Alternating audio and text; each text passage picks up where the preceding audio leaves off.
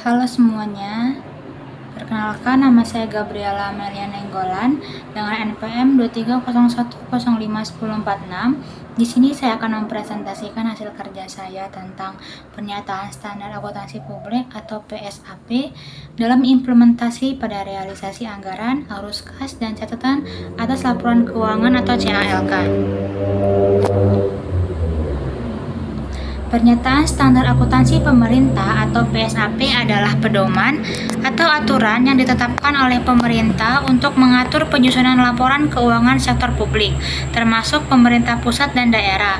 PSAP mengatur prinsip dan standar yang harus diikuti dalam menyusun laporan keuangan pemerintahan, yang meliputi anggaran, arus kas, dan catatan atas laporan keuangan atau CALK. Pernyataan Standar Akuntansi Pemerintahan (PSAP).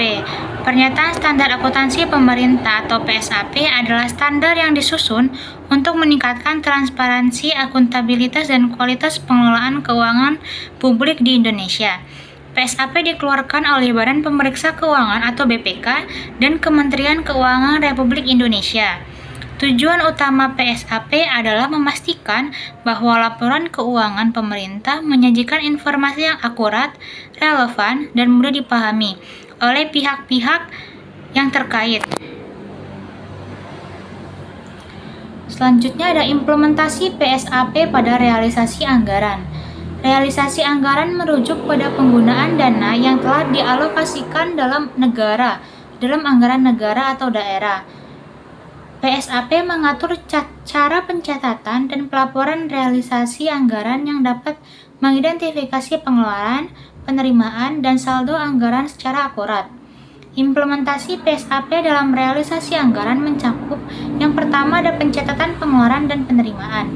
Pengeluaran dan penerimaan dicatat dengan menggunakan sistem akuntansi berbasis akrual, bukan kas.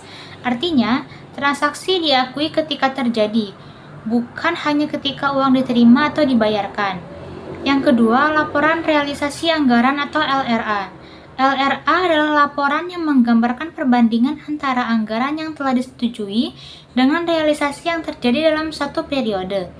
PSAP mengatur format dan elemen-elemen yang harus ada dalam LRA, seperti anggaran pendapatan, belanja, dan pembiayaan.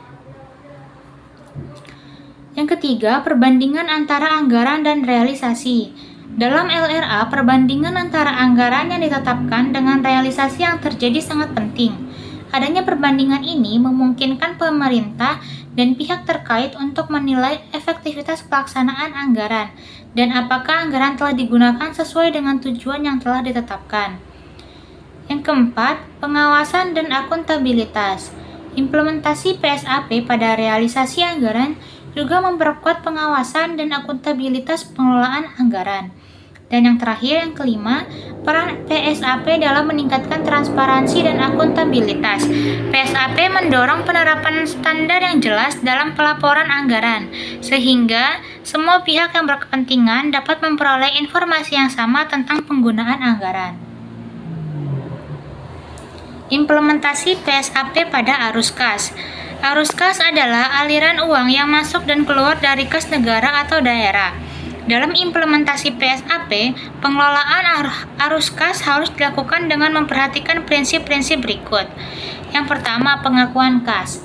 Kas dicatat berdasarkan basis kas, yakni saat penerimaan dan pengeluaran uang terjadi. Dalam laporan keuangan, arus kas harus dilaporkan dengan jelas agar pihak terkait dapat memahami kondisi keuangan yang sesungguhnya. Yang kedua, laporan arus kas atau LAK. Laporan ini menyajikan perubahan dalam posisi kas selama periode akuntansi tertentu. PSAP mengatur bahwa laporan arus kas harus mencakup penerimaan dan pengeluaran kas dari aktivitas operasional, investasi, dan pendanaan. Yang keempat, prinsip pengelolaan arus kas berdasarkan PSAP. PSAP mengatur prinsip-prinsip pengelolaan arus kas untuk memastikan akuntabilitas dan transparansi dalam pelaporan keuangan sektor publik. Beberapa prinsip utama dalam pengelolaan arus kas diantaranya, yang pertama prinsip transparansi. prinsip akuntabilitas, dan prinsip keterbukaan. Yang keempat, peran PSAP dalam meningkatkan transparansi dan akuntabilitas arus kas. Implementasi PSAP pada arus kas bertujuan untuk memberikan gambaran yang jelas dan akurat mengenai aliran kas pemerintah, yang sangat penting bagi pengelolaan keuangan yang sehat.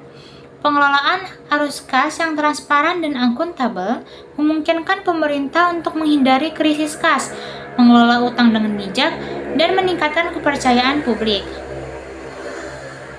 Selanjutnya, implementasi PSAP pada catatan atas laporan keuangan atau CALK.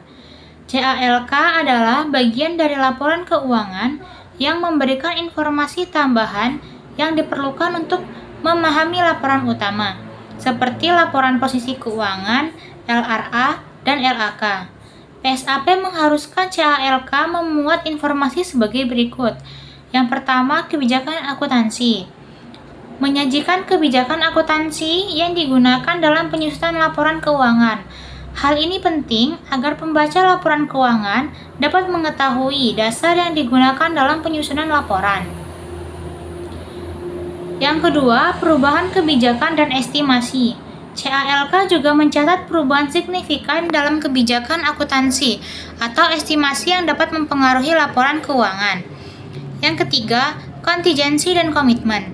Jika ada kewajiban atau potensi risiko yang belum teridentifikasi dalam laporan keuangan utama, informasi tersebut harus disajikan dalam CALK, seperti komitmen pengeluaran atau pinjaman yang belum dibayar. Dan yang terakhir, yang keempat, transaksi dengan pihak terkait. CALK juga mengungkapkan transaksi antara pemerintah dengan entitas lain yang memiliki hubungan dekat, yang dapat mempengaruhi posisi keuangan dan hasil operasi.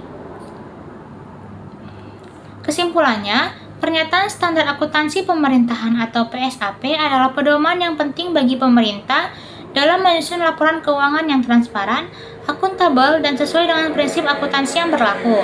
Implementasi PSAP pada realisasi anggaran arus kas dan CALK memastikan bahwa laporan keuangan dapat memberikan gambaran yang jelas tentang penggunaan anggaran negara atau daerah, kondisi kas, dan informasi tambahan yang relevan bagi pengguna laporan keuangan, seperti masyarakat, BPK, dan pihak berwenang lainnya.